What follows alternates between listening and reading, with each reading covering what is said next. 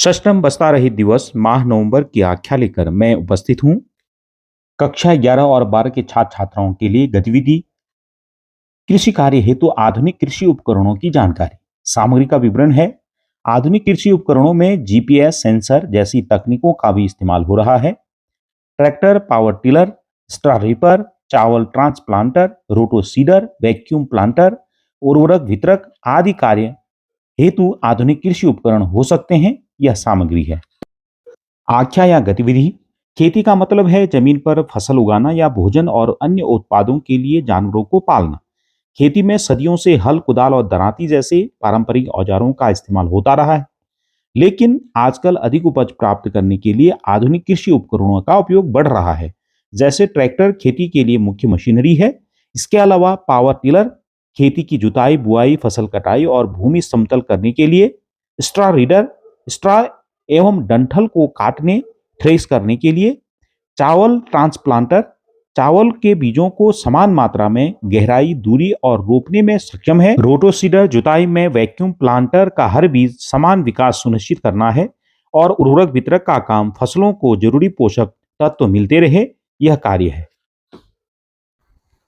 जाना समझा। उनमें से आप बता सकते हैं किसी दो तकनीक के बारे में जो यहाँ बताया गया है? पहला हाइड्रोपोनिक, दूसरा वर्टिकल फार्मिंग। ठीक है। हाइड्रोपोनिक फार्मिंग या हाइड्रोपोनिक एग्रीकल्चर क्या होता है? ये कैसी कृषि है? इसमें हम बिना मिट्टी के हम किसी भी फल या सब्जी को पानी की मदद से उगा सकते हैं। जिसमें हमें पानी में कुछ उनके न्यूट्रिएंट्स को डाला जाता है, जैसे कि कोई भी सब्जी या फल उग सकता है। अच्छा, वेरी गुड। तो ये इसमें मिट्टी की बिल्कुल आवश्यकता नहीं होगी, तो मतलब इसको मतलब किस तरह से कहाँ कहाँ उगाया जा सकता है? इसको हम इसका मतलब इसको घर के या छत में भी उगाया जा सकता है इसको हम घर के अंदर भी उगा सकते हैं। हाँ। इसके लिए हम कुछ फ्लोर जैसे कुछ बना सकते हैं, टेबल। और कुछ बताया है आपको कि मतलब किस तरह की, किस चीज़ के अंदर इसकी फार्मिंग की जा सकती है? इनको कुछ मुख्य तरह के डब्बों में पानी भर के उनके अंदर उगाया जा सकता है। मतलब ज़्यादा बेटर ये रहेगा कि ग्रीन हाउस के अंदर इनको लगाया जाए, जैसे हरित गृह बना के या ग्रीन हाउस बना के उनके अंदर इसकी कृषि की जाए ना, तो वो ज़्यादा लाभदायक होगी, क्योंकि वहाँ क्या होगा, क्लाइमेट भी उसके लिए परफेक्ट हो जाएगा। कक्षा 11 और 12 के छात्र छात्राओं के लिए द्वितीय गतिविधि है विश्व एड्स दिवस 1 दिसंबर पर विशेष जानकारी। सामग्री का विवरण हो सकता है। विश्व एड्स दिवस के लिए अनुकूली सामग्री जैसे कोड कार्ड, दृश्य GIF photo, tagline, social media banner, zoom background, लाल रिबन आदि सामग्री हो सकता है। आख्या या गतिविधि है एचआईवी या एड्स ह्यूमन इम्यूनोडेफिशिएंसी वायरस एक ऐसा वायरस है जो शरीर को संक्रमण से लड़ने में मदद करने वाली कोशिकाओं पर हमला करता है, जिससे व्यक्ति अन्य संक्रमणों और बीमारियों के प्रति अधिक संवेदनशील हो जाता है। एड्स फैलाने वाला वायरस एचआईवी 4 तरीकों से फैलता है। पहला, असुरक्षित यौन संबंध बनाने से। दूसरा, एचआईवी संक्रमित व्यक्ति की सुई से या सिरिंज साझा करने से। तीसरा, संक्रमित रक्त के संपर्क में आने से, जैसे टैटू बनवाकर, गंदे रेजर का प्रयोग करके, टूथब्रश साझा करने से यह। तथा चौथा, संक्रमित माता से पैदा होने वाले बच्चों को यह बीमारी फैलता है। वर्तमान में एचआईवी का कोई इलाज नहीं है, लेकिन उक्त चारों प्रकार के संक्रमणों से अपने आप को बचाकर एवं एआरटी दवाइयों के सेवन से हम अपने जीवन को लंबे समय तक जी सकते हैं। अध्यापकों के सहयोग से बच्चों को विस्तारित रूप में एड्स के बारे में बताया गया।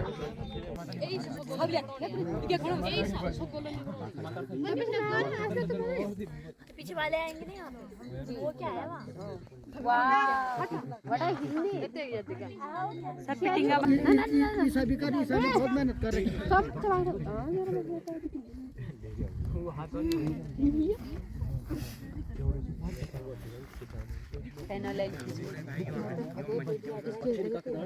बेटा एड्स के बारे में क्या जानते हैं आप, उसके बारे में बताओ।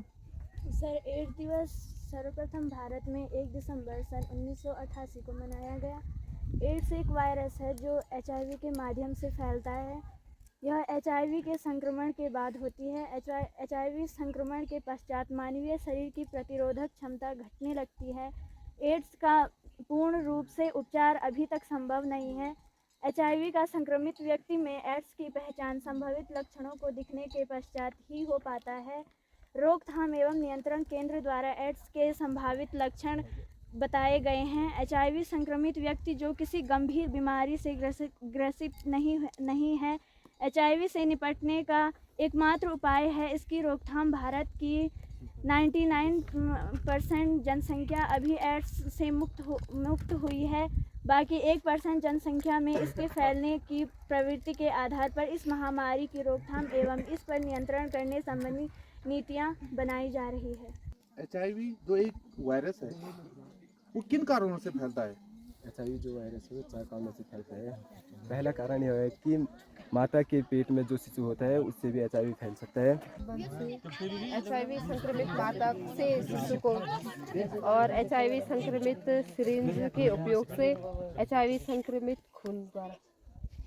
अच्छा ये बताइए, हम HIV वायरस से कैसे बच सकते हैं? यदि हमें पता नहीं है कि किसी व्यक्ति को HIV वायरस से ग्रसित है, कोई व्यक्ति या कहीं HIV ब्लड है, किसी पे चढ़ रहा है या चढ़ाने से बचाना है, तो हम उससे कैसे सावधानी रख सकते हैं?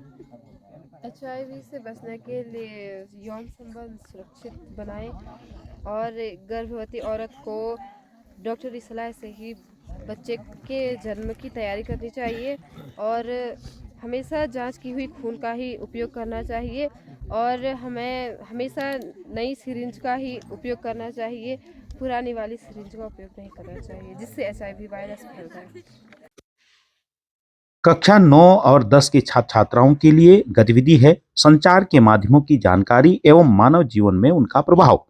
सामग्री का विवरण हो सकता है। संचार के मुख्य रूप से 3 प्रकार के संसाधन हो सकते हैं: मुद्रित माध्यम, श्रव्य माध्यम और श्रव्य दृश्य माध्यम, जिसमें telephone, radio, television, telex, fax, pager, email, समाचार पत्र, cinema, mobile phone, Telegram, email और फैक्स आदि हो सकते हैं। इसके अलावा भी संचार के बहुत सारे माध्यम हमें देखने को मिलते हैं। आख्या या गतिविधि है संचार के साधनों का उपयोग लोग एक दूसरे के साथ सूचना प्रेषण और सूचना प्राप्तकर्ता के रूप में संवाद करने और सूचनाओं का आदान प्रदान करने के लिए करते हैं।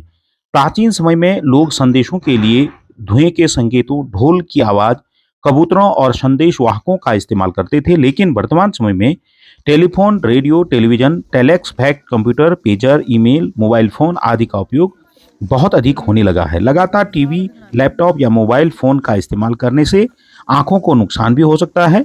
शारीरिक गतिविधि कम होने से व्यक्तिगत विकास में बाधा आ सकती है।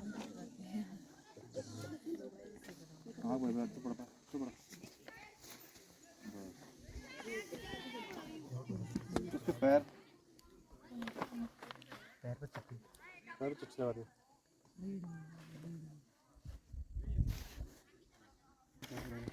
तीन चार से तो बना बेटा। यहाँ पे खाली नहीं बोल। हाथ करते हुए करो उस पे, हाँ ऐसे।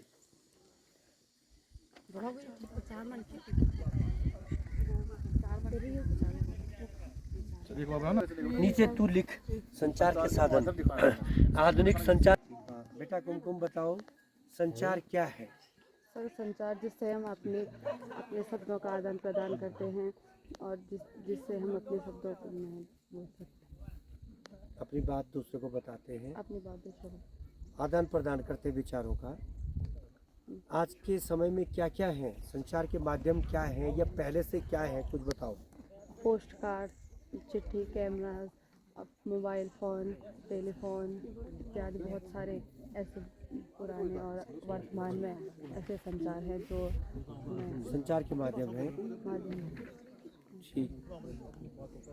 बेटा बताओ संचार के आजकल आधुनिक साधन क्या क्या है? संचार के आजकल जोर है मोबाइल फोन, माइक्रोफोन और टेलीविज़न और वीडियो कैमरा, फैक्स और सिग्नल ट्रैफिक और सैटेलाइट है और इत्यादि इसकी वर्तमान में नई जो है नई टेक्नोलॉजी आ रही है, सूचना के नए आपके पास नए उपकरण आ रहे हैं, ठीक है, जो हमारे जीवन को बहुत सुलभ बना रहे हैं, बड़ा सरल बना रहे हैं। बड़ा फ़ायदा है हमको, पढ़ाई में भी फ़ायदा हो रहा है। हम कई चीज़ें जो है सीख रहे हैं। नए जो माध्यम आ रहे हैं संचार के माध्यम, हमारे सारे मानवीय जीवन को बदल दिया है आज के इस आधुनिक युग में। नवीन ये बताओ, कई बार भूकंप आता है, उसकी हमें जानकारी कैसे पता चलती है?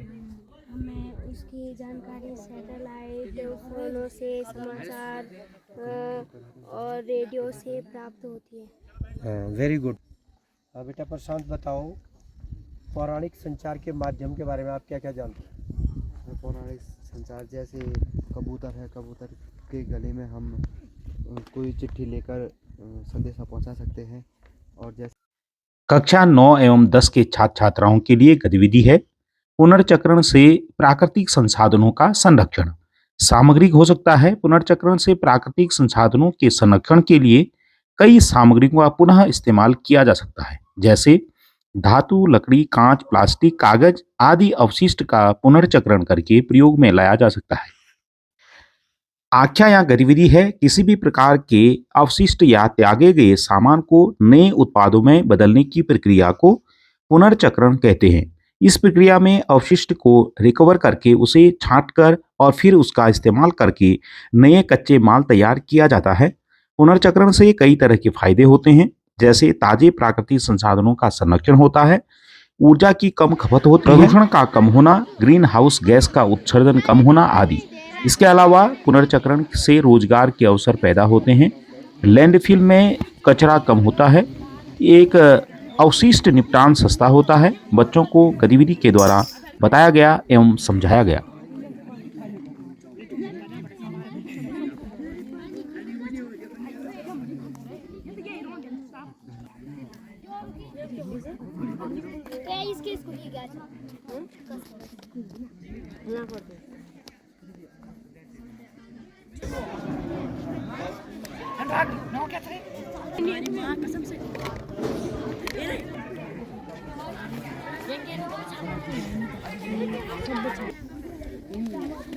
का संरक्षण।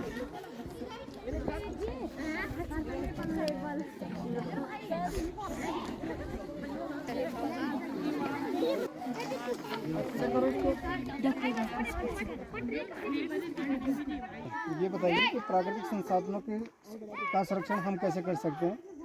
प्राकृतिक संसाधनों का हम संरक्षण कर सकते हैं, क्योंकि आजकल गाड़ियों का बहुत प्रचलन हो रहा है, जिससे हमारे प्रदूषण बहुत फैले हैं और इसमें पेट्रोल की बहुत खपत हो रही है। अगर हम इसको छोड़ के साइकिल चलाएं तो साइकिल से प्रदूषण भी नहीं फैलेगा और पेट्रोल की भी बचत है। कक्षा 6, 7 और 8 के छात्र छात्राओं के लिए गतिविधि है बाल सखा कार्यक्रम। बाल सखा कार्यक्रम के लिए सामग्री हो सकता है बाल अखबार, बाल पत्रिका, बच्चों की लिखी कहानियां, कविता, चुटकुला, पहेली, प्रसंग, सांस्कृतिक कार्यक्रम आदि। इसके अलावा भी प्रशिक्षित स्वयं सेवक, बाल सखियां, वित्तीय सहायता, बाल दुर्व्यवहार, उपेक्षा और शोषण के मामले की पहचान एवं जरूरतमंद परिवारों को सहायता प्रदान करने की क्षमता बाल सखा कार्यक्रम की सामग्री हो सकती है। आख्या या गतिविधि है बाल सखा योजना महिला एवं बाल विकास विभाग द्वारा NHM और राज्य बाल संरक्षण सोसाइटी के सहयोग से चलाई जाती है। यह योजना 0 से 18 साल के बच्चों के लिए है जो खासकर सामाजिक एवं आर्थिक रूप से वंचित हो उन बच्चों के लिए चलाई जाती है। बाल सखियां जरूरतमंद परिवारों को उनके बच्चों की भलाई सुनिश्चित करने के लिए सहायता प्रदान करती है। बाल सखा कार्यक्रम का उद्देश्य बच्चों का समग्र विकास और कल्याण को सुनिश्चित करना है। गतिविधि द्वारा बच्चों को समझाया गया।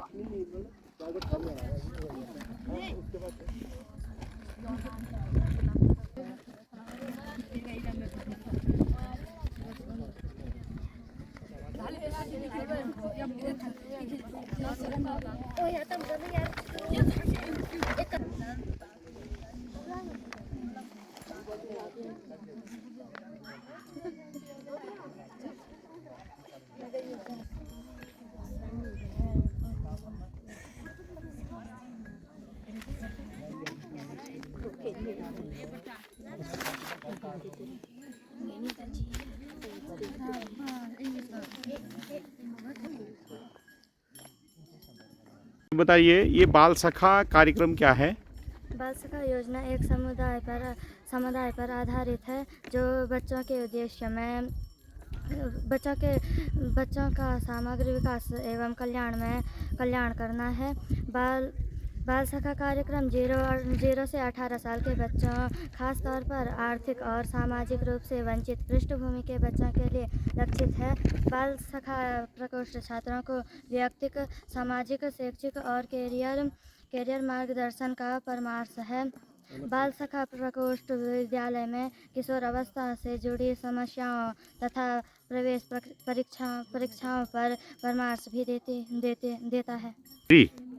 मैं प्रियंका कक्षा 6 से बाल सखा कार्यक्रम के अंतर्गत में एक कहानी सुनाने जा रही हूँ। एक लोमड़ी और एक सारस बहुत अच्छे मित्र थे। एक दिन लोमड़ी ने कहा, भाई चल दोस्त मेरे घर खाना खाने चल। उसने कहा ठीक है, मैं आ जाऊँगा। वो सारस वहाँ खाना खाने का, उसने खीर बना रखी थी। उसने कहा दोनों हम दो दोस्त बहुत अच्छे एक चौड़े बर्तन में खीर रख दी और लोमड़ी फटाफट खाने लगी और सारस कुछ नहीं खा पाया क्योंकि उसकी चोंच लंबी थी। फिर उसको सबक सिखाने का एक अच्छा उपाय आया। उसने कहा कि भाई तू भी चल हमारे घर खाना, कल परसों तू भी आना हमारे वहाँ खाना खाना। उसने कहा ठीक है। वो दूसरे दिन लोमड़ी भी आती है। वो कहती है कि हम दोनों भी एक ही थाली में खाना खाएंगे। लंबा बर्तन लेकर आता है और उसमें खीर डाल देता है। सारा उसकी लंबी चोंच थी, वो लंबे बर्तन में फटाफट खाने लगता है और लोमड़ी कुछ नहीं खा पाती। वो कहता है भाई मेरा पेट तो भरा ही नहीं। वो कहता है जिस दिन मैं तुम्हारे घर आया था तूने भी मेरे साथ ऐसा किया था। Morning all of you, I am Ankit from class 6th. I am reciting you some poems. What is a house? It's brick and stone and wood. There are some window glass and time floors and stucco and draw and last of door. What is a home? It's